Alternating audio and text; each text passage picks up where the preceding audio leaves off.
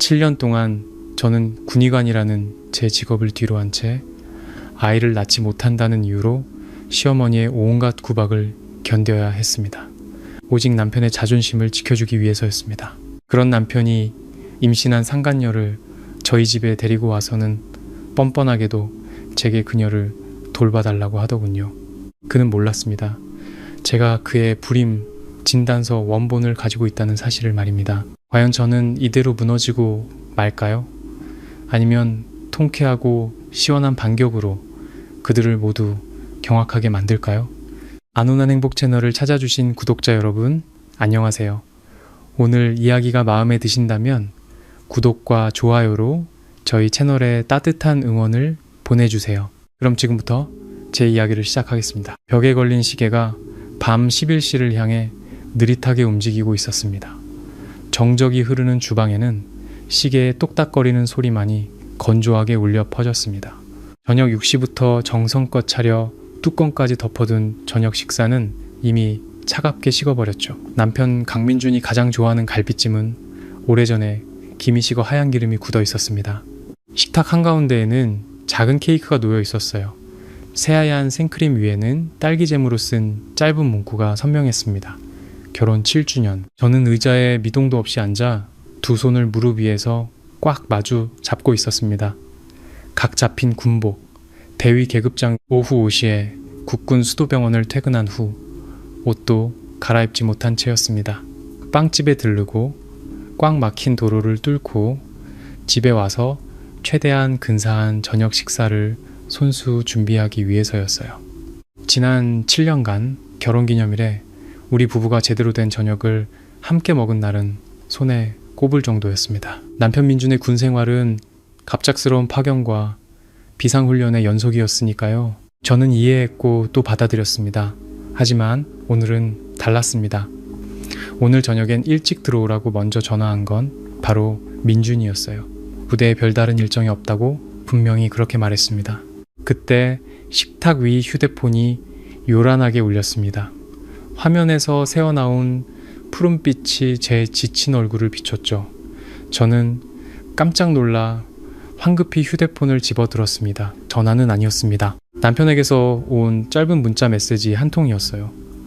부대에 급한 일이 생겼어. 최유나, 하사랑 같이 처리해야 해. 저녁은 기다리지 말고 먼저 먹어. 저는 화면에 뜬 최유나라는 이름을 멍하니 바라보았습니다. 3개월 전 민준이 속한 부대 정훈과로 새로 전입 온 하사였죠. 20대 초반에 싹싹하고 요령 좋고 항상 필요한 순간에 나타날 줄 아는 여자. 민준의 야근 핑계에 이 이름이 등장한 것은 처음이 아니었습니다. 저는 맹목적으로 질투하는 그런 여자가 아니었습니다. 의사로서의 본능과 7년을 함께한 아내의 직감이 우리 사이에 균열이 점점 커지고 있음을 알려주고 있었죠. 최유나 하사에게서 전화가 올 때마다 안절부절 못하는 민준의 모습, 그녀를 만나러 가기 전 무의식적으로 옷깃을 여미는 그의 행동, 그리고 밤늦게 휴대폰을 보며 혼자 미소 짓던 모습들, 그 모든 것이 매일 제 가슴을 찌르는 작은 바늘 같았습니다. 피가 철철 흐르진 않지만 속에서부터 은근히 골마 들어가는 고통이었죠. 저는 천천히 휴대폰을 내려놓았습니다. 답장도 확인 전화도 하지 않았어요. 전화를 해봤자 받지 않거나 받더라도 또 질투하는 거야? 나 지금 공무 수행 중이야. 제발 철 좀 들어라 라는 날 선목소리가 돌아올 것을 알았기 때문입니다. 철 좀 들어라 라는 그 말은 지난 7년간 민준과 그의 가족이 제 머리에 씌운 굴레와도 같았습니다. 군의관이니까 군인의 아내니까 저는 무조건 철이 들어야만 했습니다. 생각에 잠겨 있을 때 휴대폰이 다시 울렸습니다. 이번에는 볼 때마다 가슴이 답답하게 조여오는 익숙한 번호였습니다. 시어머니 박영숙 여사였죠. 저는 심호흡을 한번 하고 최대한 평온한 목소리를 유지하며 전화를 받았습니다. 어머니, 저예요. 수화기 너머에서는 인사 한마디 없이 시어머니의 날카로운 목소리가 제 귀에 바로 꽂혔습니다. 너냐? 민준이 집에 있니? 내가 몇 번을 전화했는데 받지를 않아서. 민준 씨 부대에 급한 일이 생겨서 오늘 못 들어온대요. 어머니? 제가 대답하는 동안 손은 무의식적으로 식탁 모서리를 꽉 붙잡고 있었습니다. 또 1. 시어머니는 전화기 너머로 들릴 만큼 큰 소리로 흥콧방귀를 뀌더니 비아냥거리기 시작했습니다. 그놈은 밤낮으로 밖으로만 나돌고 너는 의사 나부랭이 명함 달고 편하게 세월만 보내고 내가 한마디 하마 사내놈이 집에 안 붙어있는 건 이 집에 애 울음소리가 없어서야. 남들 7년이면 애들이 벌써 학교 갈 나이다. 그런데 이 집은 너를 7년이나 데리고 살면서 약값으로 쏟아부은 돈이 얼만데 아직도 배는 그렇게 판판하냐? 우리 강씨 집안 대를 끊어야 속이 시원하겠어? 그 말들은 비수처럼 날아와 제 가슴에 밝혔습니다. 지난 7년간 이 레퍼토리는 수없이 반복되었죠. 처음에는 은근한 압박으로, 그 다음엔 마시기 힘든 한약을 매일같이 강요했고, 결국에는 이렇게 대놓고 모욕을 주기 시작했습니다. 시어머니는 항상 모든 잘못이 제게 있다고 단정했습니다. 소령인 자기 아들은 하늘의 용처럼 건강하고 늠름하니 아이를 못 낳을 리가 없고 문제는 오직 이 쓸모없는 며느리에게 있다는 것이었죠. 어머니, 아이는 하늘이 내려주시는 거래요. 저는 목이 메어 겨우 설명하려 했습니다. 하늘은 무슨? 시어머니는 제 말을 거칠게 끊었습니다. 애도 못 낳는 여자는 쓸모없는 거야. 똑똑히 들어. 내 아들 민준이도 너만 기다려줄 순 없어. 내년까지 손주 소식 없으면 알아서 도장 찍을 준비나 해. 괜히 집안 망신시키지 말고. 뚜뚜 하는 단조로운 신호음과 함께 전화는 끊겼습니다. 저는 천천히 휴대폰을 든 손을 내렸습니다. 떨리는 손가락 사이로 휴대폰이 미끄러질 뻔했죠. 형광등 불빛 아래 제 얼굴은 새하얗게 질려 있었습니다. 저는 자리에서 일어나 침실로 향했습니다. 그리고 깊숙한 서랍장 맨 아래 제가 숨겨둔 의료 기록 서류처를 꺼냈습니다. 1년 전 국내 최고 병원에서 받은 저의 종합적인 생식 건강 검진 결과였습니다. 모든 글자와 수치가 선명했죠. 자궁, 난소 모두 지극히 정상, 임신 가능성 매우 좋음. 저는 불임이 아니었습니다. 진짜 문제는 남편 강민준에게 있었습니다. 과거 강원도 최전방 부대에서 근무하며 겪었던 혹독한 기후, 그리고 야전 훈련 중 하복부에 입었던 오래된 부상이 그의 정자수와 활동성에 심각한 영향을 미쳤던 겁니다. 제 결과지와 동료에게 부탁해 몰래 받아온 남편의 검사 결과를 받아들었을 때 저는 숨죽여 울었습니다. 하지만 침묵을 선택했죠. 저는 이 서류를 깊숙이 숨기고 아이 못 낳는 독한 년이라는 오명을 기꺼이 뒤집어 썼습니다. 시어머니의 모든 모진말을 감당했습니다. 제가 왜 그랬을까요? 민준의 하늘을 찌를 듯한 남자의 자존심 때문이었습니다. 그는 장래가 촉망되는 소령이었고 집안의 자랑이었습니다. 만약 그가 아이를 가질 수 없다는 사실이 알려진다면 민준이 어떻게 살아갈까? 저는 제 사랑과 희생이 모든 것을 치유해 줄 것이라 믿었습니다. 저는 조용히 치료법을 알아보고 업무 능력 향상을 위한 영양제라는 이름으로 그에게 가장 좋은 약들을 사다 먹였습니다.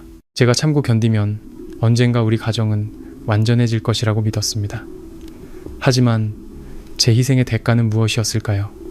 시어머니의 폭언을 방관하는 남편의 모습, 그리고 이제는 우리 두 사람 사이에 끼어든 다른 여자의 그림자. 저는 서류철을 제자리에 넣고 서랍을 잠갔습니다. 거실로 나와 식탁 위에 덩그러니 놓인 케이크를 바라보았습니다. 의자를 끌어당겨 앉아 작은 숟가락으로 케이크 한 조각을 떠서 입에 넣었습니다. 달콤한 크림이 혀끝에 닿았지만 목구멍으로 넘어갈 때는 그저 쓰디쓴 덩어리일 뿐이었죠. 저는 마른 침을 삼키며 눈물이 흐르지 않도록 애썼습니다. 7년을 견뎌온 여자의 눈물은 이미 오래전에 말라버렸거나 안으로 흘러들어가 차가운 얼음덩이가 되었을지도 모릅니다. 저는 자리에서 일어나 단호하게 식탁을 치우기 시작했습니다. 모든 음식을 쓰레기 봉투에 쏟아부었고 식탁을 깨끗이 닦았으며 케이크는 냉장고에 넣어버렸습니다. 이 집은 너무나 추웠습니다. 숨이 막힐 정도로 배신감과 서러움을 곱씹으며 이 밤을 홀로 보낼 수는 없었습니다. 저는 욕실로 들어가 찬물로 세수를 하며 정신을 차리려 애썼습니다. 거울을 올려다보았을 때 21살의 꿈 많던 제 모습은 어느덧 34, 눈가에 깊은 피로가 서린 여자가 되어 있었습니다. 하지만 그 눈빛만은 군의관의 굳건함을 잃지 않고 있었죠. 저는 단정하게 묶은 머리를 매만지고 군복 옷깃의 계급장을 바로잡았습니다. 그리고 전문 장비가 든 가방을 챙겨 의사 신분증과 청진기를 다시 확인했습니다. 오늘 밤 국군 수도병원에서는 전염병과 외과 응급 환자 급증으로 인해 추가 당직이 필요한 상황이었습니다.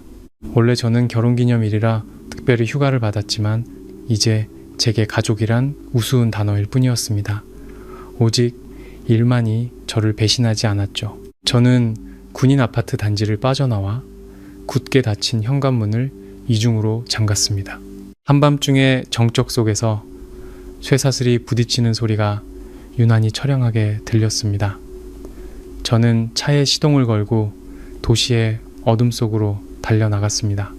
응급실 불빛이 결코 꺼지지 않는 곳, 국군 수도병원을 향해서 저는 미처 몰랐습니다.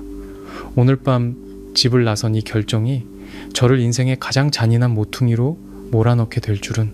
그곳에서 제 모든 인내와 선의가 제가 남편이라 불렀던 그 남자의 발밑에서 무참히 짓밟히게 될 줄은 말입니다. 익숙한 소독약 냄새가 응급실 자동문이 열리는 순간 코를 찔렀습니다.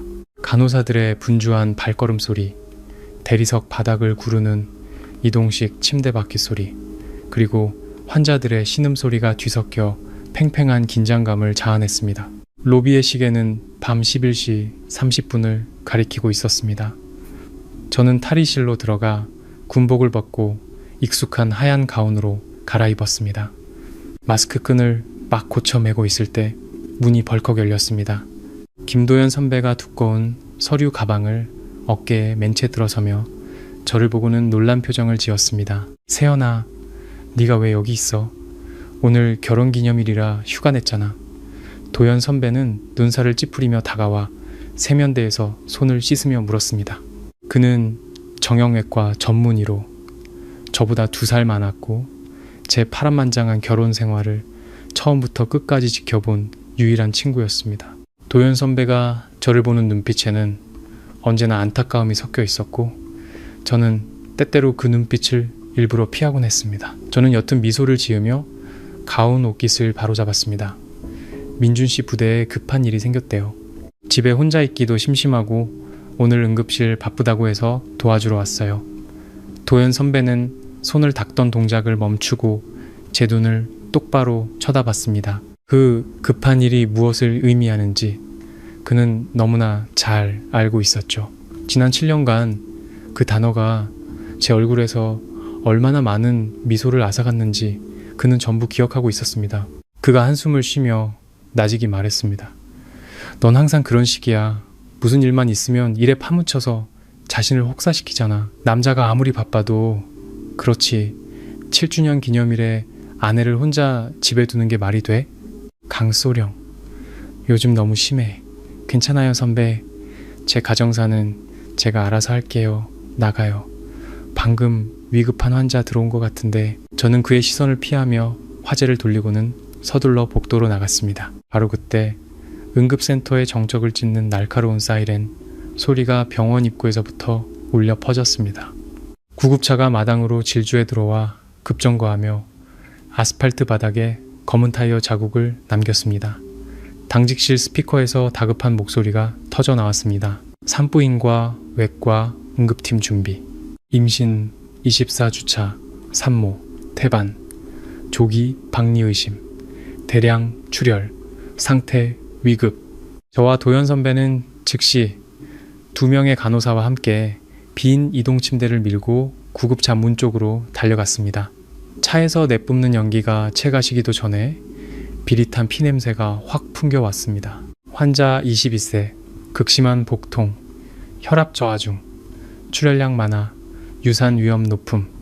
구급대원의 목소리가 엔진 소리를 뚫고 들려왔습니다. 구급차에서 이동 침대가 내려지는 순간 저는 직업적인 본능으로 환자의 의식 상태를 확인하기 위해 앞으로 나섰습니다. 하지만 침대에 누워있는 여성의 얼굴을 본 순간 제 온몸은 그대로 얼어붙었습니다.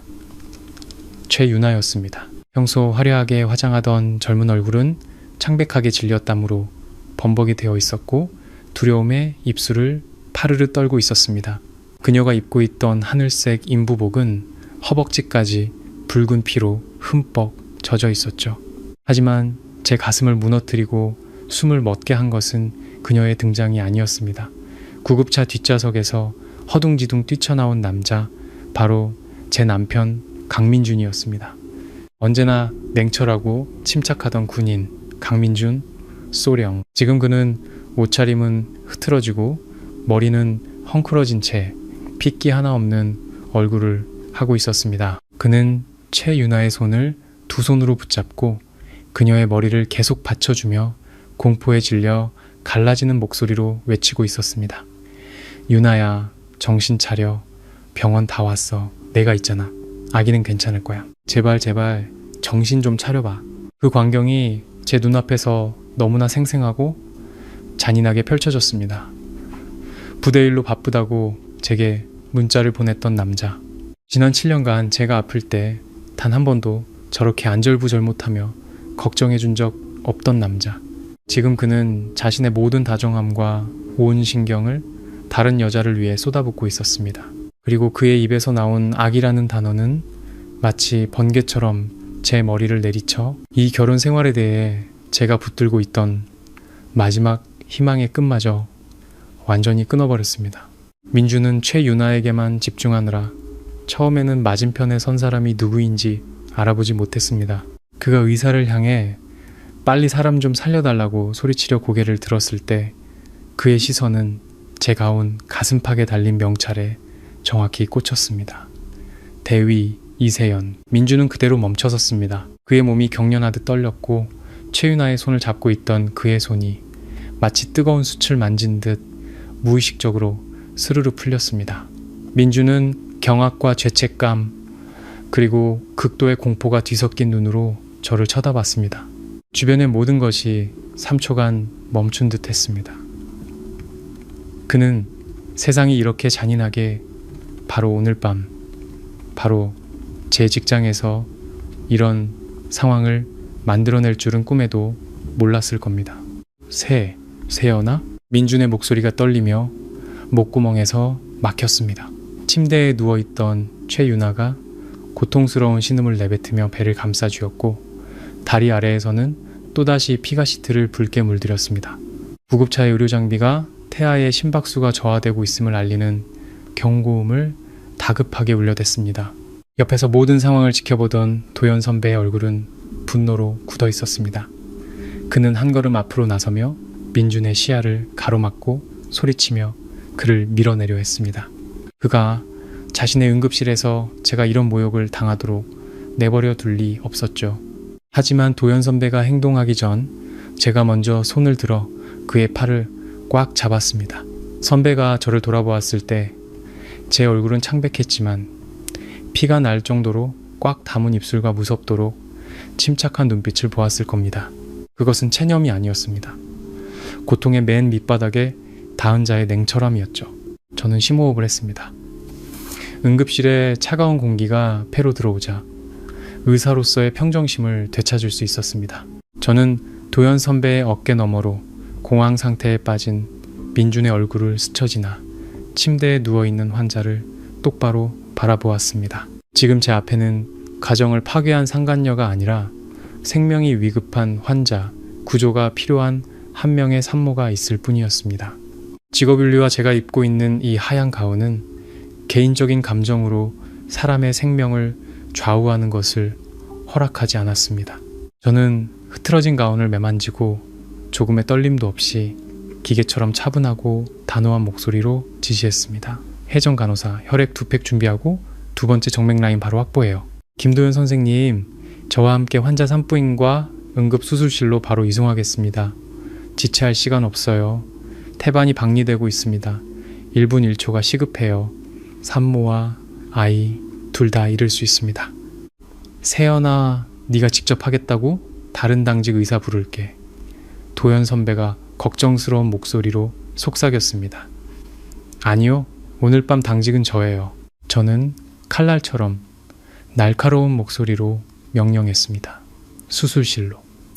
그 말은 주변의 모든 웅성거림을 단번에 끊어버렸죠. 그리고 저는 가장 먼저 이동 침대를 잡고 간호사와 함께 수술실 복도를 향해 빠르게 밀고 나아갔습니다. 저는 꼿꼿한 등을 보이며 한 번도 뒤돌아보지 않았습니다. 응급실 입구에 못 박힌 듯 서 있는 그 남자를 말입니다. 강민주는 수술실의 파란 유리문 너머로 사라지는 제 뒷모습을 멍하니 바라보며 서 있었습니다. 그의 두 손은 허공을 향해 들렸다가 힘없이 아래로 툭 떨어졌죠. 그의 손가락에는 아직 상간녀의 피가 묻어 있었지만 그의 뼛속까지 스며드는 것은 방금 전 제 차가운 눈빛이었습니다.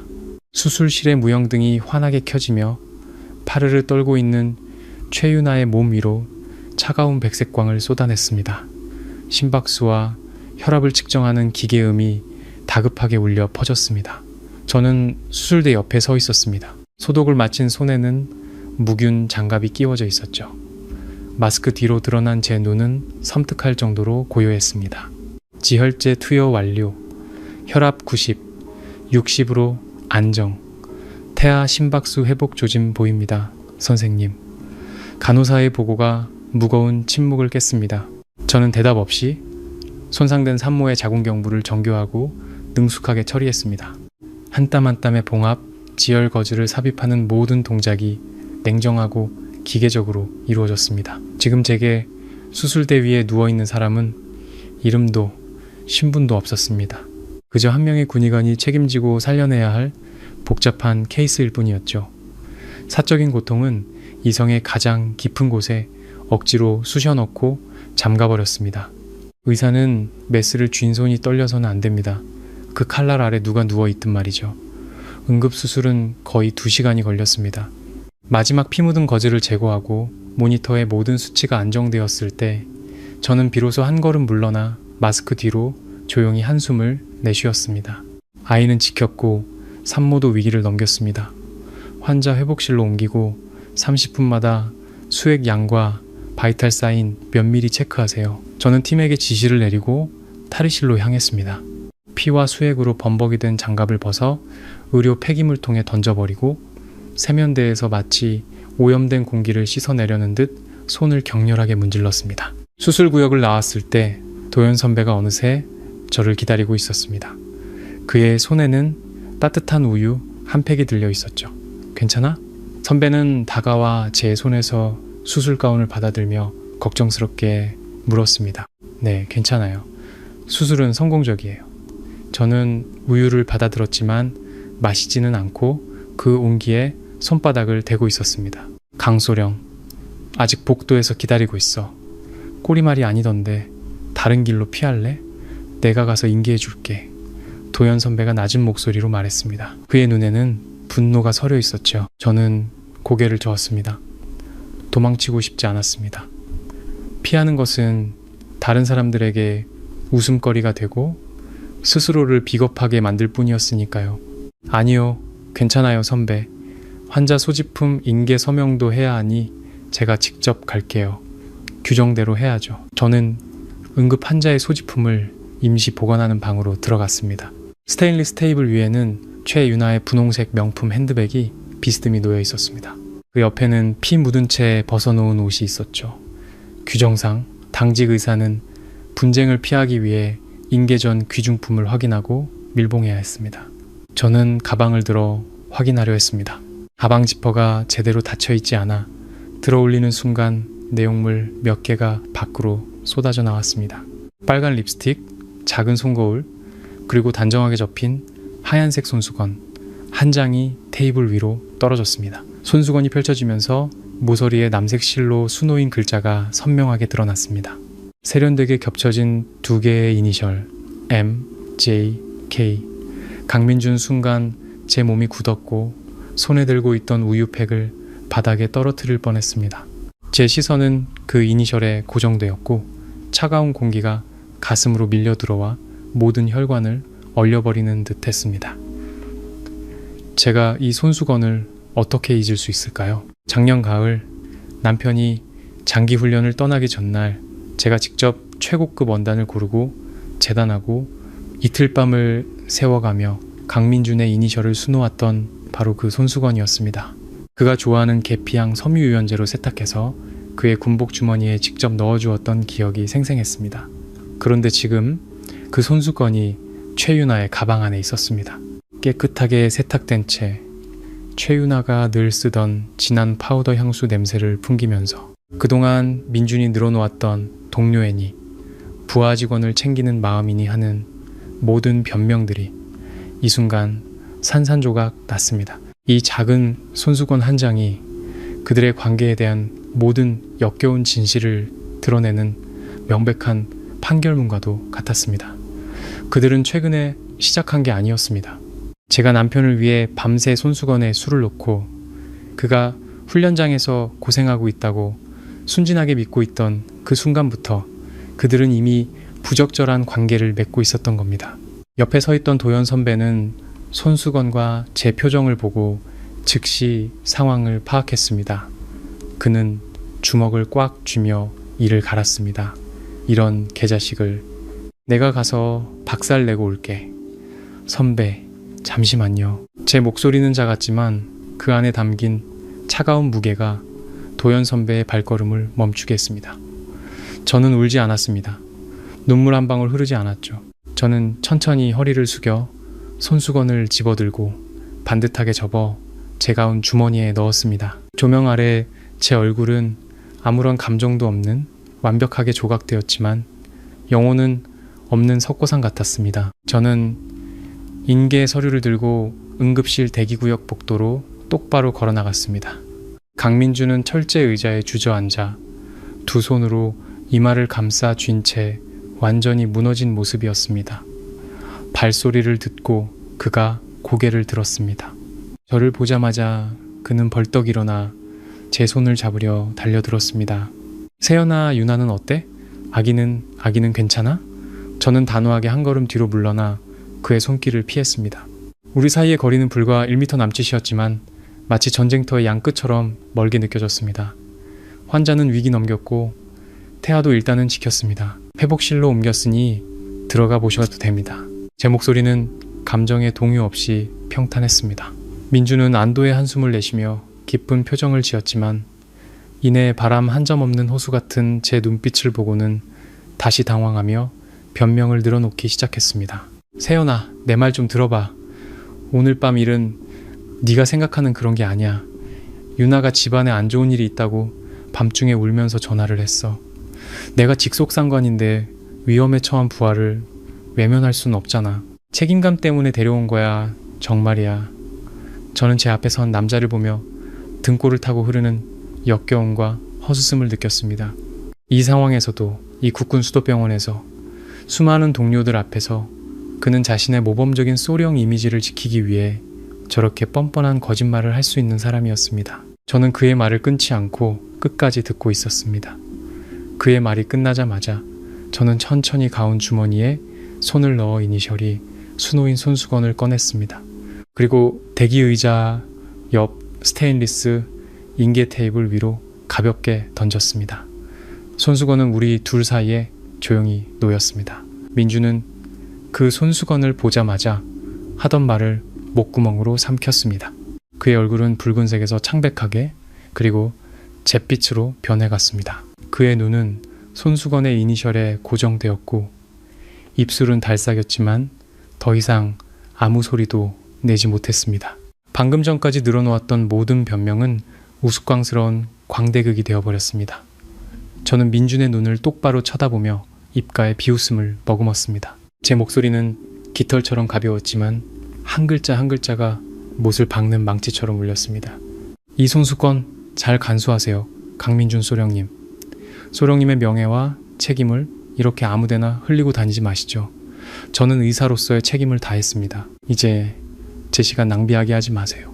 말을 마친 저는 병원의 길고 어두운 복도를 따라 단호하게 돌아섰습니다. 제 뒤로 강민주는 그 손수건을 떨리는 손으로 집어든 채 망부석처럼 서 있었습니다. 한때 늠름했던 장교의 모습은 밤늦은 병원 불빛 아래 초라하고 비참하기 짝이 없었죠. 군인 아파트 단지 안에 위치한 2층짜리 우리 집은 원래도 조용했지만 초대받지 않은 손님들의 등장으로 더욱 숨막히게 변해 있었습니다. 저는 현관에 서서 제 실내화 옆에 뻔뻔하게 놓여있는 최유나의 베이지색 하이힐을 바라보았습니다. 그 옆에는 시어머니의 투박한 슬리퍼도 있었죠. 저는 병원에서 36시간 연속 근무를 막 마치고 돌아온 참이었습니다. 수면 부족으로 머리는 터질 것 같았고 눈은 퀭하게 들어가 있었죠. 문을 열고 들어서자마자 거실의 광경이 제 눈을 찔렀습니다. 시어머니는 안락의자에 앉아 연신 부채질을 하며 살갑게 오렌지를 깎고 있었습니다. 그리고 최유나는 부드러운 실크 소재의 헐렁한 인부복을 입고 긴 소파에 비스듬히 누워 있었죠. 그 자리는 평소 민준이 퇴근 후에 항상 앉던 자리였습니다. 민준은 옆 작은 의자에 앉아 따뜻한 물이 담긴 컵을 들고 걱정스러운 눈빛으로 유나의 작은 움직임 하나하나에 온 신경을 집중하고 있었습니다. 제가 들어서는 것을 보자 거실의 공기는 순간 정지했습니다. 시어머니의 입가에 걸려있던 미소는 즉시 사라지고 익숙한 경계심 가득한 차가운 시선이 저를 향했습니다. 민준은 깜짝 놀라 허둥지둥 컵을 내려놓고는 무슨 말을 하려다 제 얼음장 같은 표정을 보고는 입을 다물었습니다. 오직 최유나만이 재빨리 반응했습니다. 그녀는 놀란 척 힘겹게 몸을 일으키며 배를 감싸주고 가련한 목소리로 말했습니다. 형님 오셨어요. 죄송해요 형님. 의사 선생님이 제가 유산기가 심해서 조용하고 편안한 곳에서 안정을 취해야 한다고 하셔서요. 부대 숙소는 너무 시끄러워서 어머니께서 뱃속 손주 걱정된다고 민준 씨한테 며칠만 여기서 지내라고 하셨어요. 패 끼치는 거 알지만 제 뱃속의 아기를 봐서라도 부디 용서해 주세요. 뱃속의 아기라는 말을 그녀는 아주 교묘하게 강조했습니다. 애원하는 듯 하면서도 지난 7년간의 제 아픔을 후벼 파는 차가운 물벼락과도 같았죠. 그때 시어머니가 과도를 접시에 탁 소리 나게 내려놓으며 아들의 상간녀를 거들었습니다. 패는 무슨, 여긴 내 아들 집이야. 내 아들은 소령이고 이 집에 누구를 들일지 결정할 권리가 있어. 너는 1년 365일 병원에만 붙어 사는데 패 끼치고 말고 할 게 뭐 있어? 민준이가 유나를 데려온 건 내가 내 손주를 돌보기 편하게 하려는 거야. 이 아이는 우리 강씨 집안의 핏줄이고 민준이의 미래야. 절대 잘못돼선 안 돼. 저는 거실 한가운데 말없이 서 있었습니다. 가방도 내려놓지 않고 식탁에 다가가지도 않았죠. 제 시선은 모진 시어머니와 가련한 척 연기하는 그 어린 것을 지나 남편 강민준의 얼굴에 오랫동안 머물렀습니다. 민준은 제 시선을 피하며 고개를 숙였습니다. 그는 두 손을 꽉 마주 잡고 이기심 가득한 목소리로 중얼거렸습니다. 세연아, 그냥 몇 주만 참아줘. 유나, 쟤 정말 몸이 안 좋아. 이 상황에서 내가 모른 척 할 순 없잖아. 그리고 당신도 의사니까 집에 당신이 있으면 나랑 어머니도 더 마음이 놓일 것 같아. 제 가슴 속에서 헛웃음이 터져 나왔습니다. 정말 너무나 어처구니가 없었습니다.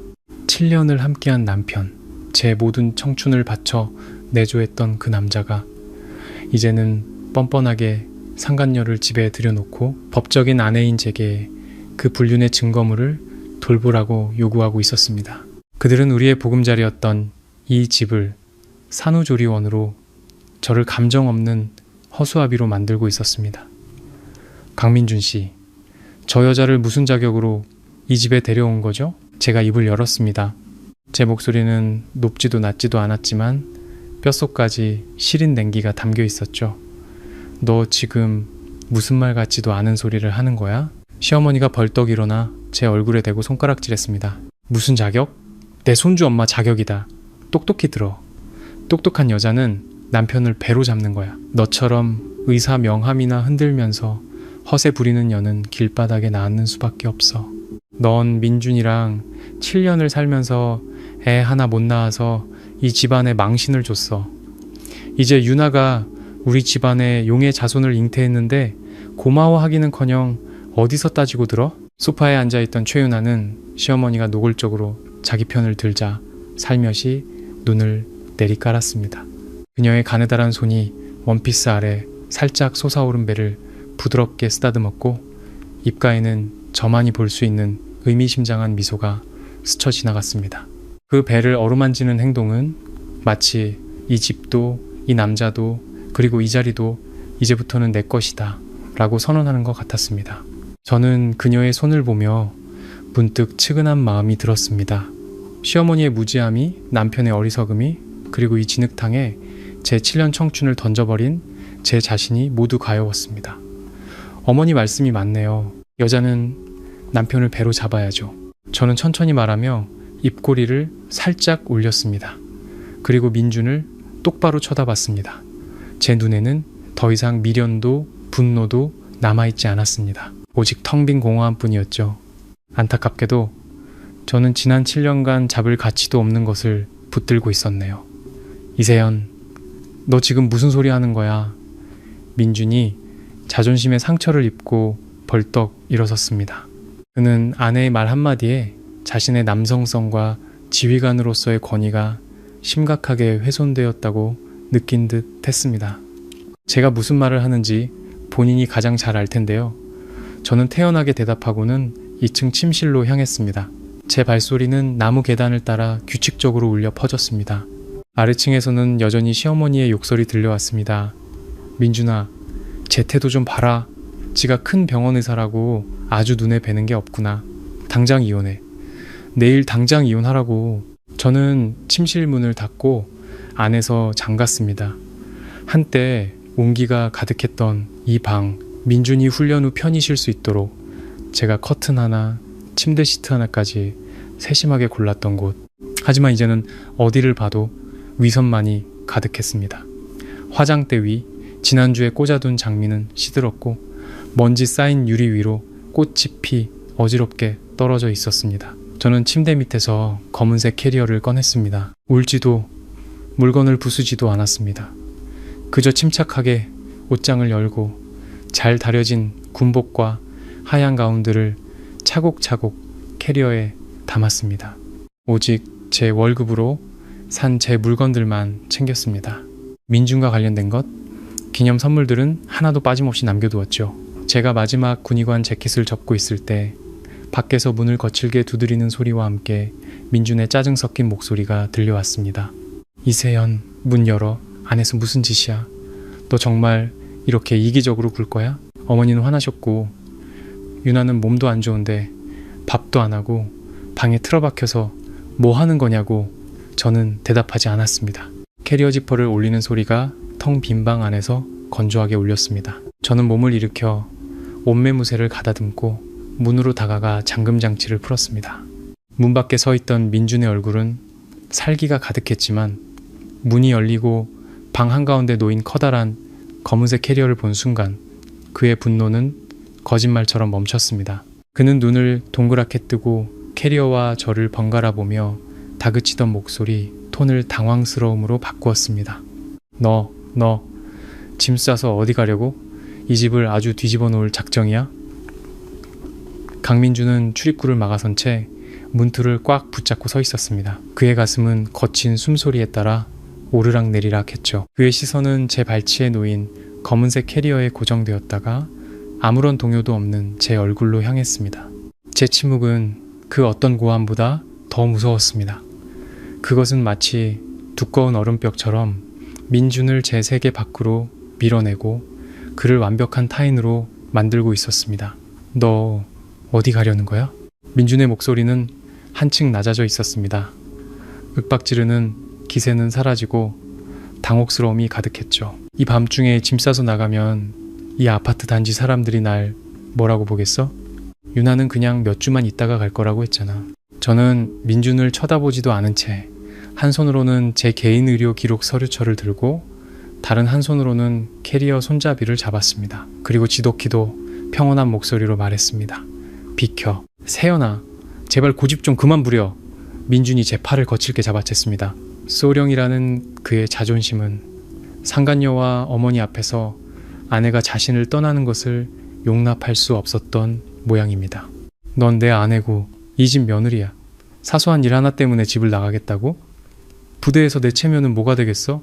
사람들이 날 뭐라고 하겠냐고. 저는 동작을 멈추고 천천히 고개를 들었습니다. 분노와 이기심으로 핏발이 선 그의 눈을 똑바로 쳐다봤죠. 저는 가볍게 팔을 흔들어 그의 소나기에서 벗어났습니다. 힘이 들어가지 않았지만 역겨움이 담긴 몸짓이었습니다. 당신 체면이 중요하면 내 명예는 이 집, 당신 손주 엄마한테 양보할 테니 걱정 마. 그리고 다시는 나한테 손대지 마. 내가 운 더러워지니까. 말을 마친 저는 민준의 팔을 옆으로 밀쳐내고 캐리어를 끌며 문을 나섰습니다. 캐리어 바퀴가 2층 복도 타일 위를 구르며 건조한 소리를 냈습니다. 아래층 거실에서 시어머니는 제가 짐을 싸서 내려오는 것을 보고도 말리기는커녕 두 손을 허리에 짚고 의기양양하게 소리쳤습니다. 민준아, 그냥 냅둬 가라고 해. 지가 가면 이 집이 굶어 죽을 줄 아나 보지. 유나야, 너는 어서 방에 들어가서 쉬어라. 놀라겠다. 저런 쓸모없는 며느리 하루빨리 꺼져주는 게 낫지. 최윤아는 시어머니 등 뒤에 숨어 눈물을 글썽이며 순종적인 척했지만 그녀의 입꼬리는 만족감으로 살짝 올라가 있었습니다. 그녀의 계획은 절반은 성공한 셈이었죠. 오늘 밤부터 이 집에는 이세연이라는 여자의 그림자는 없을 테니까요. 저는 철문을 나서며 다시 한번 굳게 잠갔습니다. 한여름 서울의 밤은 후텁지근했습니다. 저는 골목 끝으로 걸어나가 국군 수도병원 근처의 작은 원룸을 구해 임시로 머물렀습니다. 그날 밤 저는 뜬 눈으로 밤을 새웠습니다. 울어서가 아니었습니다. 지난 7년의 세월이 마치 느린 영화처럼 눈앞에 펼쳐졌다가 산산조각 났기 때문입니다. 다음날 아침 저는 6시 반에 병원에 출근했습니다. 마치 미친 사람처럼 일에 매달렸죠. 추가 당직을 자청했고 가장 위중한 환자들의 회진을 도맡았습니다. 일의 바쁨으로 머릿속에 공백을 채우고 싶었지만 세상은 저를 가만두지 않았습니다. 점심시간 사무실에 앉아 진료 기록을 정리하고 있는데 주변 분위기가 이상하다는 것을 깨달았습니다. 평소 제게 조언을 구하러 오던 젊은 간호사들이 지금은 구석에 모여 휴대폰을 보며 저를 힐끔거리며 수군대고 있었습니다. 제가 고개를 들자 그들은 황급히 흩어져 서류를 챙겨 들고 밖으로 나갔습니다. 저는 미간을 찌푸리며 도연 선배를 찾아 정형외과 복도로 나섰습니다. 그의 사무실에 도착하기도 전에 남자 의사 당직실에서 큰 언쟁 소리가 들려왔습니다. 너 말 조심해. 이세연 선생 집안 사정을 우리가 어떻게 안다고 함부로 떠들어? 도연 선배의 분노에 찬 목소리였습니다. 에이, 선배님, 뭘 그렇게 감싸고 두세요. 다 까발려졌는데 지금 군 내부 커뮤니티에 난리 났어요. 이세연 선생이 큰 병원 다닌다고 유세 떨면서 병적인 질투심으로 남편 부하 직원을 괴롭혀서 그분이 산부인과에 실려갔다는 글이요. 심지어 이세연 선생이 불임이라 정신이 이상해져서 남편이 돼 있는 것도 방해했다던데요. 다른 젊은 의사의 목소리였습니다. 저는 문 밖에 서서 하얀 가운 자락을 무의식적으로 꽉 쥐었습니다. 그 말들은 송곳처럼 제 귀를 파고들었습니다. 최윤아는 저를 집에서 쫓아내는 것뿐만 아니라 여론을 이용해 제가 10수년간 쌓아온 명예와 경력까지 완전히 파괴하려 했던 겁니다. 군의관이 정신 이상, 질투심에 부하 괴롭힘이라는 꼬리표가 붙는 순간 승진길은 막히고 환자들 앞에서의 신뢰도 완전히 무너지는 것이나 다름없었습니다. 당직실 문이 벌컥 열렸습니다. 잔뜩 화가 난 얼굴로 나온 도연 선배는 저를 보고는 표정이 순식간에 바뀌었습니다. 분노는 당혹감과 안타까움으로 변했죠. 세연아, 다 들은 거야? 저는 울지 않았습니다. 그저 지친 듯 고개를 한번 끄덕였을 뿐이죠. 도연 선배는 저를 자신의 개인 사무실로 데려가 문을 잠갔습니다. 그는 휴대폰을 꺼내 군 관계자들만 아는 비공개 커뮤니티 페이지를 여러 제게 보여주었습니다. 강소령이랑 그 여자 정말 잔인하다. 가짜 계정까지 만들어서 헛소문을 퍼뜨리고 심지어 그날 밤 네가 응급실에서 냉정하게 서 있던 사진까지 찍어서 널 매도하고 있어. 댓글들 좀 봐. 전부 널 비난하는 말들 뿐이야. 저는 낯선 사람들이 쓴 근거 없는 욕설들을 훑어보았습니다. 그들은 저를 알도 못 낳는 암탈기 질투만 많다. 임산부에게까지 악독하게 군다고 비난했습니다. 바로 그때 제 휴대폰에서 띵동하고 메시지 수신음이 연달아 2번 울렸습니다. 모르는 번호로 온 메시지에는 사진 3장이 첨부되어 있었습니다. 첫 번째 사진은 지난주 강민중과 최윤아가 손을 잡고시 외곽의 한 호텔로 들어가는 모습이었습니다. 두 번째 사진은 민준이 새로 지은 고급 오피스텔 문을 열고 있는 모습이었죠. 메시지에는 이렇게 쓰여 있었습니다. 내 남편 2달 전에 너랑 같이 모은 돈으로 상간녀한테 이 오피스텔 사줬어. 똑똑하면 그냥 물러나. 더 망신당하지 말고. 여론의 압박, 남편의 지독한 배신, 그리고 며칠간 이어진 수면 부족이 겹치면서 제 머릿속이 갑자기 핑 돌았습니다. 발밑에 땅이 기울어지는 것 같았고 천장의 형광등이 흐릿하게 번졌습니다. 세연아, 세연아, 정신 차려. 도연 선배의 목소리가 멀리서 들려왔습니다.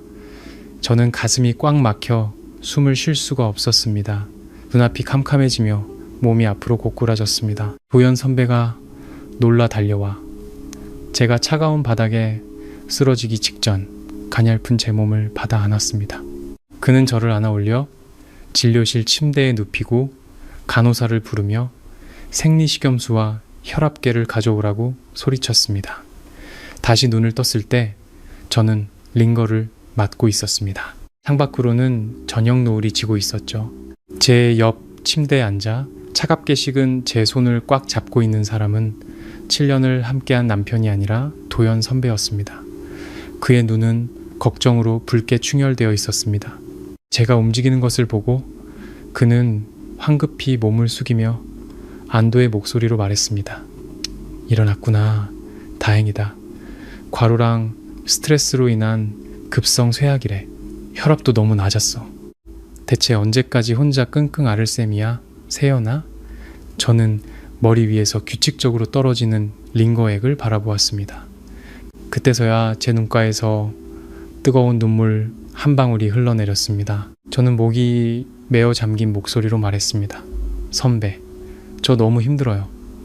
정말 더는 못 버티겠어요. 도연 선배는 제 앙상한 손가락을 더 꽉 잡으며 그 어느 때보다 단호한 눈빛으로 저를 바라보았습니다. 그는 제 눈을 똑바로 보며 낮고 단호한 목소리로 말했습니다. 두려워하지 마. 이제 내가 있잖아. 넌 그럴 가치도 없는 인간들을 위해 충분히 희생했어. 세연아, 이제부터는 혼자 감당하지 않아도 돼. 내가 진실을 밝히는 거 도와줄게. 그들이 너한테 저지른 죗값을 반드시 치르게 만들 거야. 부대 근처 한적한 카페. 테이블 위에 놓인 과일 주스는 이미 오래전에 미지근해져 있었습니다. 그날 오후 날은 유난히 무더웠죠. 저는 강민준과 시어머니 박영숙 여사와 마주 앉아 있었습니다. 이틀간 링거를 맞고 도연 선배의 강권으로 신 덕에 제 안색은 조금 나아졌지만 눈빛은 여전히 빛 한 점 없이 깊기만 했습니다. 저는 각 잡힌 군복을 입고 있었습니다. 안절부절못하며 연신 넥타이를 느슨하게 푸는 민준의 모습과는 대조적이었죠. 시어머니는 자리에 앉자마자 큰 소리로 헛기침을 하더니 거만한 태도로 입을 열었습니다. 바로 본론으로 들어가지. 시간 낭비하기 싫으니까 민준이가 너 보자고 한 건 내 뜻이야. 네가 집 나간 지 이틀 동안 아파트 단지 전체가 시끄러워. 민준이는 부대에서 고개도 못 들고 다닌다더라. 여자가 돼서 사소한 일로 집을 나가? 남편 체면도 생각 안 해? 저는 시어머니를 보지 않고 민준의 눈을 똑바로 쳐다보며 바람 한 점 없는 호수처럼 평온한 목소리로 물었습니다. 저를 부른 이유가 고작 어머니의 잔소리를 듣게 하려는 거였나요? 민준은 움찔하며 시선을 피했습니다. 그는 두 손을 깍지 낀 채 힘을 주어 뼈마디 소리를 냈습니다. 수백 명의 부하를 지휘하는 소령이 아내 앞에서는 어머니 뒤에 숨어 이기적인 말을 내뱉는 비겁한 남자에 불과했습니다. 세연아, 나도 일이 이렇게 커지는 걸 원한 건 아니야. 민준은 머뭇거리며 목소리를 낮춰 부드럽게 말하려 애썼습니다. 윤아일, 너랑 상의 없이 진행한 건 내가 잘못했어. 하지만 상황이 너무 급했잖아. 걔는 유산기가 있고 혼자 그 낡은 원룸에서 어떻게 버티겠어. 어쨌든 내 아이를 가졌고 우리 집안이 장손인데 내가 모른 척 할 수는 없었어. 저는 입가에 쓴웃음을 지었습니다.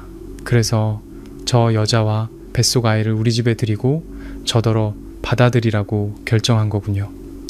너 그 비꼬는 말투 좀 그만하지 못해.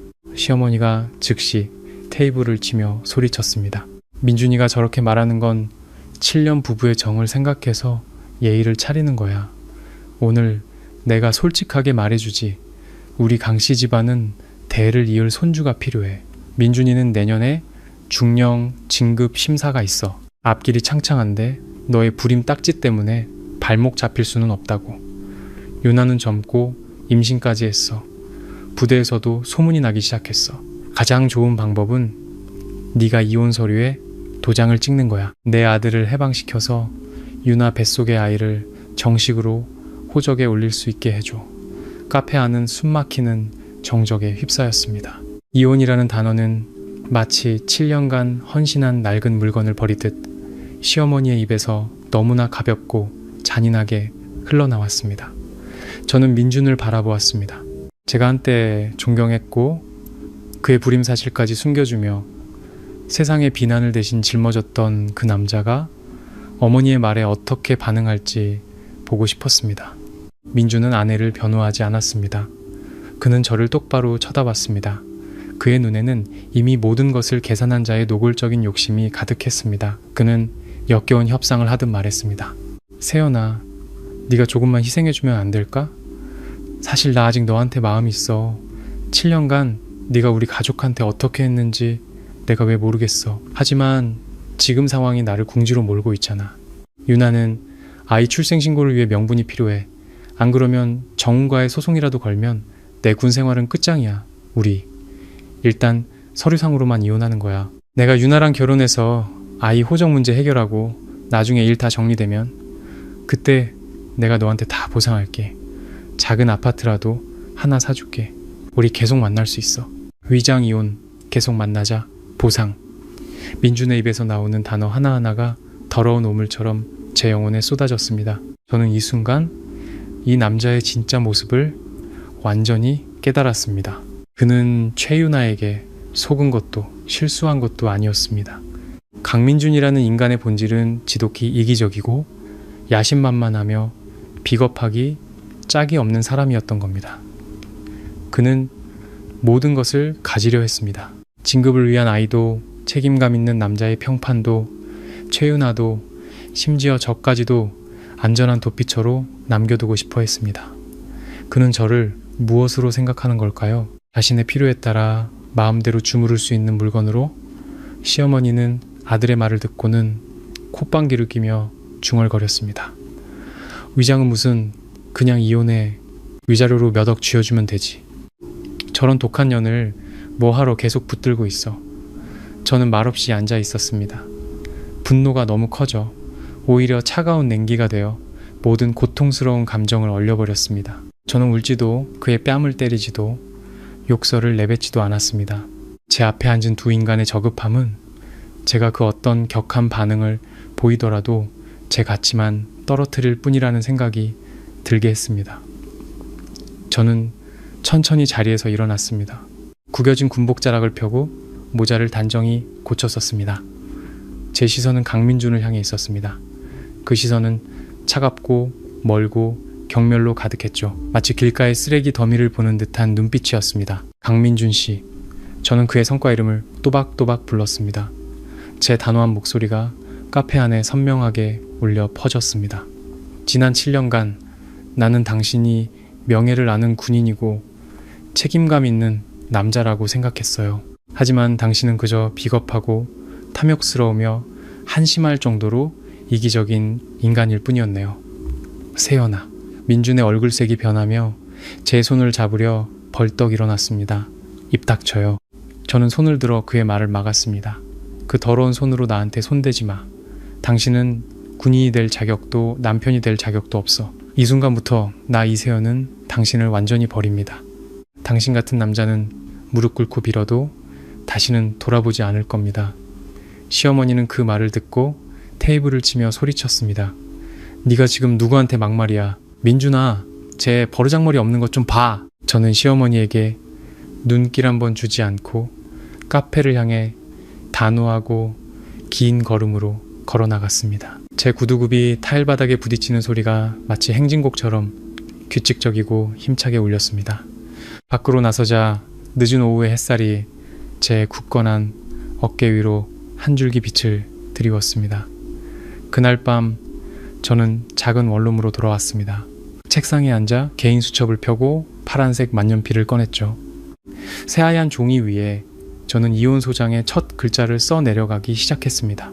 제 손은 조금의 망설임이나 떨림도 없이 빠르게 움직였습니다. 이혼은 그들의 강요 때문이 아니었습니다. 제 인생에서 이 썩어가는 종양을 도려내기 위함이었습니다. 마지막 글자를 막 썼을 때 휴대폰에 메시지가 도착했습니다. 발신자는 도현 선배였습니다. 메시지에는 주소 하나와 짧은 메모가 적혀 있었죠. 세연아, 단서를 찾았어. 내일 밤 8시에 이 주소로 와. 그 여자의 연극 이제 막을 내릴 때가 됐어. 한여름 소나기가 저녁 무렵 도시를 덮쳤습니다. 후텁지근했던 공기는 눅눅하고 축축하게 변했죠. 차 와이퍼가 빗물을 쉴 새 없이 닦아냈지만 창밖의 가로등 불빛은 흐릿하게 번져 보였습니다. 저는 도현 선배의 차 뒷좌석에 앉아 창밖을 멍하니 바라보고 있었습니다. 무릎 위에는 어젯밤 막 작성한 이혼 소장이 놓여 있었죠.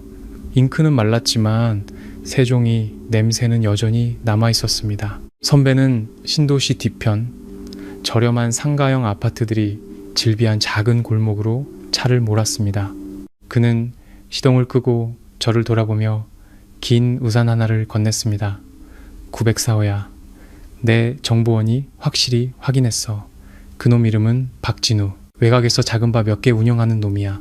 최윤아가 강소령 부대로 전입 오기 전부터 사귀던 사이였대. 저는 우산을 받아들고 조용히 고개를 끄덕였습니다. 저는 선배가 어떻게 이런 비밀 정보를 얻었는지 묻지 않았습니다. 일단 맞서기로 결심하면 과정이 얼마나 힘든지에 연연하지 않는 것이 제 방식이었습니다. 저는 오직 명백한 진실만을 원했죠. 우리는 우산 하나를 같이 쓰고 텅 빈 아파트 로비를 지나 엘리베이터를 탔습니다. 9층 복도는 벽지가 벗겨져 곰팡이 냄새가 났습니다. 도현 선배는 저를 복도 끝으로 이끌어 회색으로 칠해진 문 앞에 멈춰 섰습니다. 문은 꽉 닫혀 있지 않았습니다. 작은 틈새로 안에서 벌어지는 격한 언쟁 소리가 조용한 복도를 타고 흘러나왔습니다. 똑똑히 말해두는데 여기서 나 협박할 생각 마. 최윤아의 목소리였습니다. 시어머니 앞에서 보이던 가련하고 소심한 모습은 온데간데 없고 소름 끼치도록 악랄하고 날카로운 목소리였죠. 지난달에 준 2억이 마지막이야. 강민준 그 인간도 그냥 월급쟁이 소령일 뿐이라고. 그 인간 비상금은 이 오피스텔 사느라 내가 다 빼돌렸어. 더 이상 줄 돈 없어. 시발 웃기지 마. 거친 남자 목소리가 테이블을 쿵치는 소리와 함께 들려왔습니다. 그 소령놈은 월급쟁이지만 시골에 땅도 있고 곧 중령 진급도 앞두고 있어. 내가 바보인 줄 알아? 내가 꾀를 내서 너한테 그놈 술 취하게 만들고 내 애를 그놈애라고 뒤집어 씌우게 하지 않았으면 너 같은 술집애가 그런 번듯한 집에 발이나 들일 수 있었을 것 같아? 이제 와서 토사구팽하겠다고? 내 배고 소령. 사모님 소리 들으면서 날 버려? 어림도 없지. 입 닥쳐. 최윤아가 이를 갈며 소리쳤습니다. 내 뱃속의 아이는 당신 애지만 서류상으로는 강민준의 아이야. 그 멍청한 강민준이랑 그 노망난 엄마는 지금 나를 공주처럼 떠받들고 심지어 그 의사 마누라까지 집에서 쫓아냈다고. 내가 이 애만 낳고 정식으로 결혼식 올리면 그 시골 땅 팔아서 돈 만들어줄 테니까 지금은 조용히 해. 만약 강민준이 이 아이가 자기 핏줄이 아니란 걸 알게 되면 너나 나나 둘 다 빈털터리가 되는 거야. 문틈으로 새어나온 대화 한마디 한마디가 제 귀에 똑똑히 밝혔습니다. 역겨움과 함께 등골이 오싹해지는 기분이었습니다. 강민준과 시어머니가 저를 모욕하고 내치기 위해 내세웠던 그 진정한 사랑과 가문의 대를 이을 아이는 사실 저급한 사기극에 불과했던 겁니다. 제가 알던 똑똑하고 신중하다던 남편은 결국 두 사기꾼에게 이용당한 꼭두각시에 불과했습니다.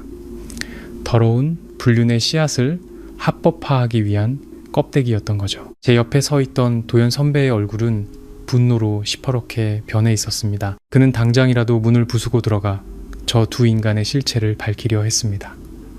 하지만 다시 한번 차갑지만 단호한 제 손이 그의 손목을 붙잡았습니다. 선배가 저를 돌아보았을 때 그는 노란 복도 등 아래 제 얼굴에 아무런 동요도 없음을 보았을 겁니다. 분노도 슬픔도 없었죠. 제 입가에는 옅은 미소가, 눈에는 심연처럼 깊고 차가운 빛이 감돌았습니다. 세연아, 이대로 그냥 둘 셈이야? 선배가 분노로 떨리는 목소리로 속삭였습니다. 이 증거들 강소령한테 넘기면 그놈이 직접 저 여자를 끝장낼 거야. 너는 누명도 벗고 사람들이 누가 잘못했는지 알게 될 거라고. 저는 천천히 고개를 저었습니다. 저는 선배를 끌고 문에서 몇 걸음 떨어진 곳으로 물러났습니다. 제 목소리는 작았지만 날카로운 메스처럼 예리했죠. 아니요, 선배. 지금 밝히는 건 너무 쉬운 벌이에요. 지금 강민준이 이 사실을 알면 최윤아를 바로 쫓아내고 제게 무릎 꿇고 용서를 빌겠죠. 자기도 피해자라고 하면서 저는 그에게 피해자 코스프레할 기회를 주고 싶지 않아요. 저는 손에 든 이혼 소장을 내려다보며 가볍게 움켜쥐었습니다. 그냥 저 가짜 행복을 더 즐기게 놔둬요. 시어머니는 계속해서 미래의 며느리를 떠받들고 강민주는 자기 핏줄도 아닌 다른 남자의 아이를 위해 마지막 남은 돈까지 쏟아붓게 놔두자고요. 높이 올라갈수록 더 아프게 떨어지는 법이니까요. 아이가 태어나는 날 부대 전체가 보는 앞에서 진실이 저절로 드러날 때 그것이 바로 그들의 이기심과 배신에 대한 가장 잔인한 형벌이 될 거예요. 도연 선배는 저를 보며 말로는 다 할 수 없는 경외감을 느낀 듯 했습니다. 지난 7년간 참고 견뎌온 이 여자는 비겁해서가 아니라 그 결혼에 대한 마지막 예의를 지켰기 때문이었습니다. 하지만 그 예의가 짓밟힌 순간 그녀는 그 누구보다 이성적이고 잔인해질 수 있었습니다. 그녀는 유치한 복수극 대신 그들의 탐욕과 어리석음이 스스로를 파멸시키는 인과응보의 법칙을 이용하기로 한 것입니다. 알았어. 내 뜻대로 할게. 선배가 낮은 목소리로 답했습니다. 저는 관련 증거자료는 내 사무실 금고에 잘 보관해 둘게. 네가 필요할 때 그게 결정적인 한 방이 될 거야. 저는 엘리베이터 쪽으로 돌아섰습니다. 엘리베이터가 움직이는 소리가 마치 강씨 집안의 몰락을 알리는 카운트다운처럼 들렸습니다. 건물을 나왔을 때 비는 여전히 쏟아지고 있었지만 제 가슴은 한결 가벼워졌습니다. 몇 년간 저를 짓누르던 돌덩이가 깨져나간 기분이었죠. 저는 더 이상 강민준의 배신에 마음 아파하지 않았습니다. 그토록 어리석고 비열한 남자는 제가 눈물 한 방울 흘려줄 가치도 없었으니까요. 차에 올라 휴대폰을 켰습니다. 병원장님의 부재중 전화 3통과 다음 달 특별 파견 근무 자원자 서류를 제출하라는 인사과 메시지가 와 있었습니다. 저는 망설이지 않고 답장 버튼을 눌렀습니다. 보고 드립니다. 준비 완료했습니다. 언제든 임무받을 준비되어 있습니다. 한여름 끝자락 거센 빗줄기를 뚫고 구급차 사이렌이 울려 퍼졌습니다. 부대 소속 구급차가 국군 수도병원 산부인과 건물 앞으로 미끄러지듯 멈춰섰습니다.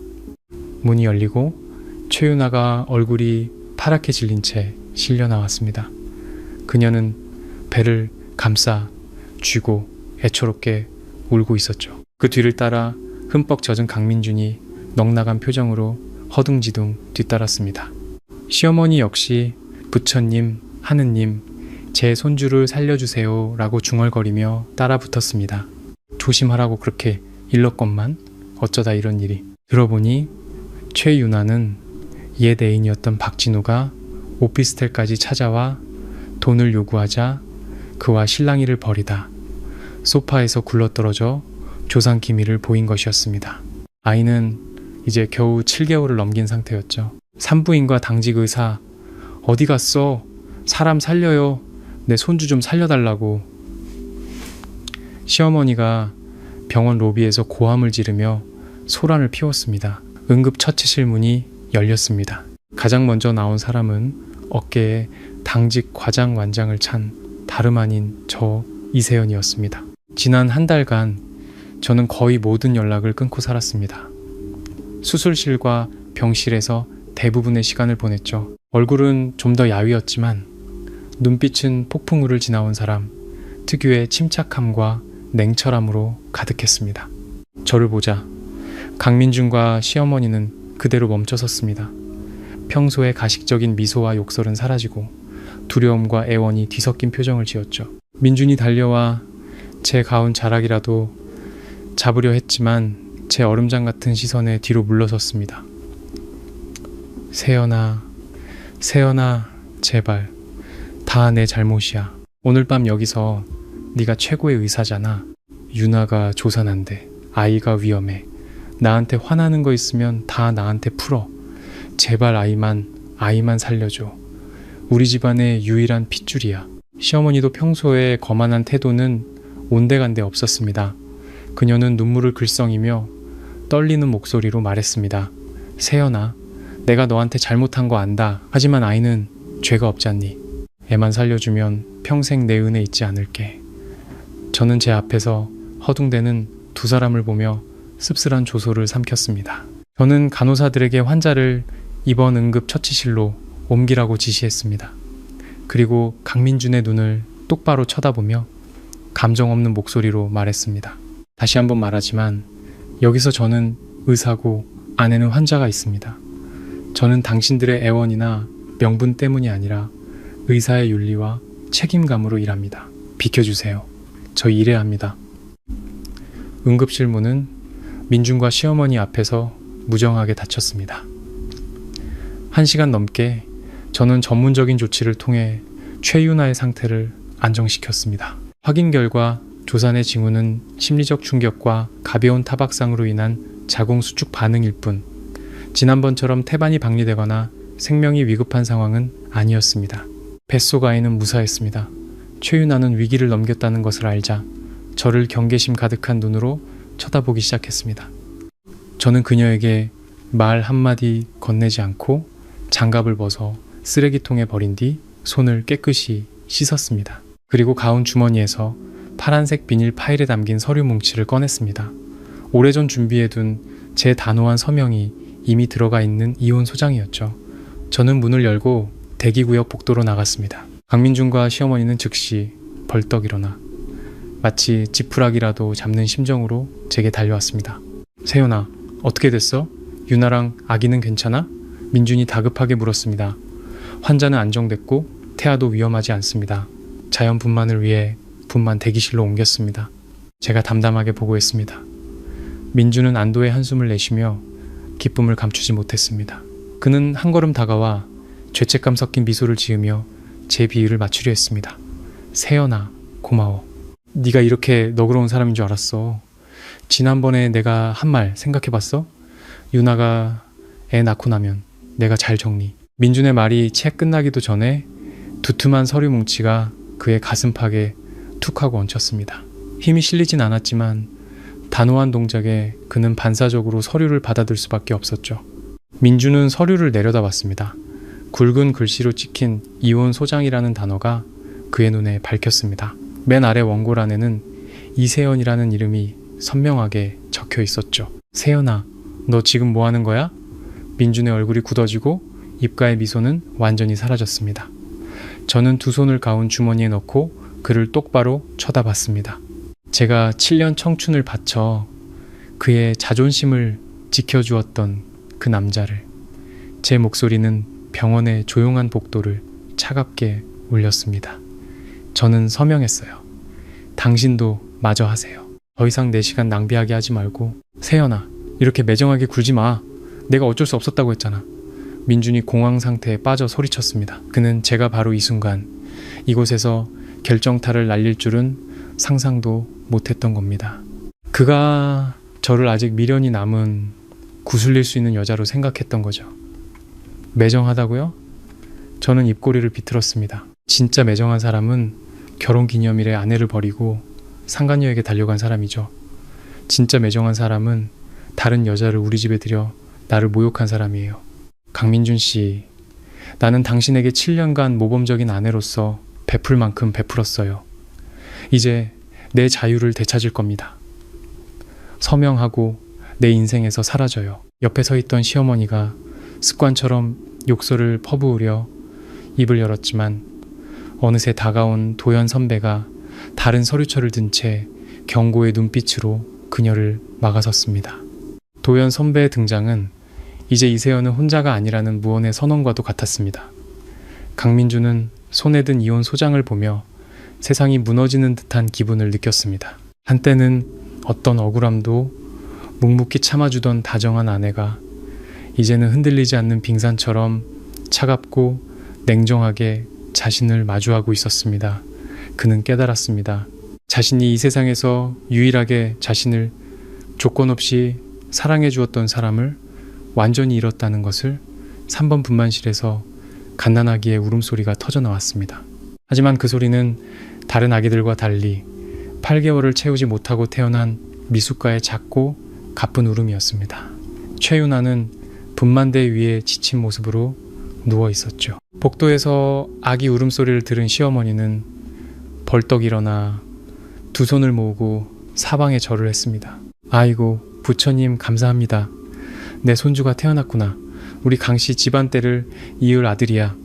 강민주는 어머니 옆에 서 있었지만 표정은 그리 밝지 않았습니다. 이세연의 서명이 담긴 이혼 소장은 그의 주머니 속에서 구겨져 있었습니다. 이세연의 단호함은 그를 정신 차리게 했지만 군인으로서의 명예와 갓 태어난 아이가 그의 발목을 잡았습니다. 그는 이미 벌어진 일이니 이 아이를 발판 삼아 진급의 길을 계속 가야 한다고 스스로를 다독였습니다. 잠시 후 간호사가 분홍색 포대기에 쌓인 아기를 안고 나왔습니다. 축하합니다. 1.8kg 남자아이입니다. 미숙가라 즉시 신생아 집중치료실로 옮겨 인큐베이터에서 특별관리를 받아야 합니다. 보호자분은 입원 수속 준비해주세요. 시어머니가 아기 얼굴을 보려 했지만 간호사는 감염 예방 절차에 따라 몸을 피했습니다. 시어머니는 민준을 재촉했습니다. 민준아, 어서 가서 수속해. 아빠 이름에 강민준 똑똑히 쓰라고 해. 나중에 출생신고 편하게. 민준은 고개를 끄덕이고 행정창구로 향했습니다. 하지만 그가 서류에 서명을 하기도 전에 정복을 입은 2명의 남자가 다가왔습니다. 그들의 계급장은 총감찰실과 군의료감찰부 소속임을 나타내고 있었죠. 강민준 소령 맞습니까? 선두에 선 남자가 엄격한 목소리로 물었습니다. 민준은 군인의 본능으로 차렷 자세를 취하며 격려했습니다. 보고드립니다. 소령 강민준, 우리는 내부 감찰단 소속이다. 동지가 군인의 품위 유지 의무를 심각하게 위반했다는 익명의 제보가 증거자료와 함께 접수되었다. 부하와의 부적절한 관계로 심각한 결과를 초래하고 허위 서류 작성까지 묵인한 혐의다. 현재 업무에서 손 떼고 우리와 함께 병원 감찰실로 가서 조사에 협조해 주기 바란다. 감찰관의 목소리는 단호했습니다. 민준의 온몸에 전기가 흐르는 듯 했고 귀가 멍해졌습니다. 그 말들은 그가 7년의 결혼 생활과 명예를 맞바꿔 쌓아 올린 경력에 내려진 사형 선고와도 같았습니다. 감찰관님, 무슨 오해가 있으신 것 같습니다. 저는 부하 직원을 응급 상황이라 오해인지 아닌지는 증거를 보면 알게 될 것이다. 가자. 감찰관이 그의 말을 끊었습니다. 그들은 민준을 앞뒤로 에워싸고 1층으로 데려갔습니다. 근처에서 이 광경을 본 시어머니가 아들이 끌려가는 것을 보고 소리치며 따라가려 했지만 병원 경비 병력에게 제지당했습니다. 그때 의사 당직실에서 도연 선배가 나왔습니다. 그의 손에는 병원 중앙검사 시스템에서 막 출력한 유전자 검사 결과서가 들려 있었죠. 그는 민준을 따라가지 않았습니다. 대신 바닥에 주저앉아 울고 있는 시어머니에게 다가가 검사센터에 붉은 직인이 찍힌 종이 한 장을 그녀 옆에 가볍게 내려놓았습니다. 박영숙 여사님, 그만 우시고 이거부터 읽어보시죠. 시어머니는 멍한 표정으로 종이를 집어들었습니다. 그녀는 전문 용어는 몰랐지만 병원 의료위원회에 서명이 들어간 굵은 글씨의 한글 결론은 똑똑히 읽을 수 있었습니다. 신생아 강유준 감염과 강민준의 유전자 검사 결과 강민준은 아이의 친부가 아님. 부건 확률 0%. 0%. 숫자 2개와 퍼센트 기호 하나가 시어머니의 머릿속에서 원자 폭탄처럼 터졌습니다. 그녀의 온몸에 피가 멎는 듯했고 눈은 종이에 고정된 채 입술만 달싹였습니다. 아니야, 이럴 리 없어. 당신들이 서류를 조작했어. 내 아들을 해치려고. 내 손주는 민준이를 쏙 빼닮았는데 어떻게 아들이 아닐 수가 있어? 시어머니는 미친 듯이 소리치며 결과지를 구기고 도연 선배에게 달려들었습니다. 도연 선배는 한 걸음 물러서며 연민 어린 눈으로 그녀를 바라보았습니다. 이건 아이가 태어나자마자 탯줄 혈액으로 검사한 결과입니다. 군 의료 보안 시스템을 통해 3중으로 검증되었고 강소령의 품위 유지 위반 조사를 위한 공식 자료입니다. 누구도 조작할 수 없습니다. 최윤아가 왜 조사냈는지 아십니까? 아이의 진짜 아빠인 옛 애인이 돈을 뜯어내러 집까지 찾아왔기 때문입니다. 여사님 아들은 마지막 남은 돈까지 다 털고 심지어 시골의 조상 땅까지 팔아서 그 여자에게 오피스텔을 사주려 했죠. 결국 남의 아이 뻐꾸기 노릇만 한 셈입니다. 시어머니는 그 말을 듣고 눈앞이 캄캄해졌습니다. 장손에 대한 자부심, 7년간 이세연을 모욕했던 오만함이 이 순간 더러운 진흙탕이 되어 그녀의 머리 위로 쏟아졌습니다. 엄청난 충격에 혈압이 치솟은 그녀는 가슴을 부여잡고 병원복도 바닥으로 쓰러져 치욕 속에서 정신을 잃었습니다. 한편 감찰실에서 강민주는 최윤아가 박진우와 끌어안고 있는 사진, 그가 최윤아에게 집을 사주기 위해 돈을 이체한 은행 기록, 그리고 마지막으로 아이의 유전자 검사 결과서를 보고 있었습니다. 몰락은 너무나 빠르고 완전했습니다. 24시간도 안 되어 그는 모든 것을 잃었습니다. 어떤 억울함 속에서도 자신의 자존심을 지켜주었던 아내를, 장교로서의 명예를, 중령 진급의 기회를, 그리고 그는 부대 전체의 웃음거리이자 가장 멍청한 남자가 되었습니다. 최윤아 역시 사기 및 공문서 위조 혐의로 조사를 받고 있었습니다. 그녀는 울면서 모든 음모를 자백했지만 너무 늦었죠. 강민주는 직무 정지 결정을 받은 후 미친 듯이 감찰실을 뛰쳐나왔습니다. 그는 이세연이 있을 거라 생각한 외과 당직실로 달려갔습니다. 그는 무릎 꿇고 머리를 조아리며 사죄하고 싶었습니다.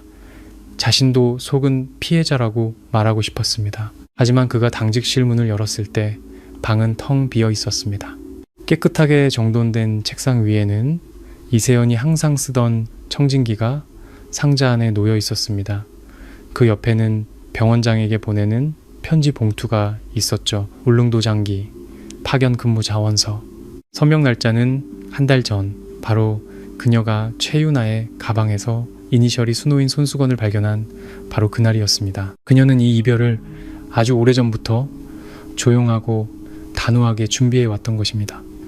그에게 매달리거나 동정을 구할 일말의 기회조차 남기지 않은 채로 울릉도의 푸른 파도가 쉴 새 없이 해안에 부딪혔습니다. 육걸의 동해는 뜨거운 햇살을 쏟아냈고 짭짤한 바닷바람이 보건의료원 창문에 하얀 소금기를 남겼습니다. 이세연은 진료실에서 해군 함정에 실려온 젊은 어부의 깊은 상처를 능숙하게 치료하고 있었습니다. 1년간의 섬생활로 그녀의 피부는 더 이상 도시의 의사처럼 하얗지 않았지만 건강한 생기로 빛나고 있었습니다. 그것은 지난 7년간의 숨막히는 결혼 생활에서는 결코 찾아볼 수 없었던 빛이었죠. 다 됐어요. 배에 돌아가시면 3일간 바닷물 조심하시고 약 잘 챙겨 드세요. 그녀가 미소를 지으며 말했습니다. 감사합니다. 선생님 덕분에 저희 어부들이 마음 놓고 고기 잡으러 다닙니다. 젊은 어부가 씩씩하게 인사하고 나갔습니다.